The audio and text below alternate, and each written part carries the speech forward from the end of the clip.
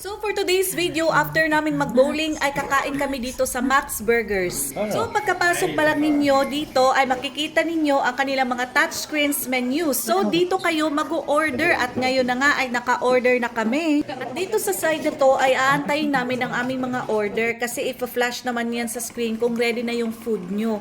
Pero dito sa Max Burgers ay ikaw yung maglalagay ng mga soft drinks sa mga baso ninyo. Iba-iba kami ng order. So ang aking order ay Grand Deluxe Triple Cheeseburger. Ang sarap ng burger nila. Kakaibang level, ang sarap talaga. At pagkatapos naming kumain ay kami na rin ang nagligpit at naglinis ng aming table kasi ganito talaga dito sa Sweden. Customer talaga ang maglilinis ng kanilang mga table. Clean as you go, ika nga. At pagkatapos naman nun ay pupunta kami sa designated area kung saan itatapon namin yung mga basura at need talaga na i-segregate yung mga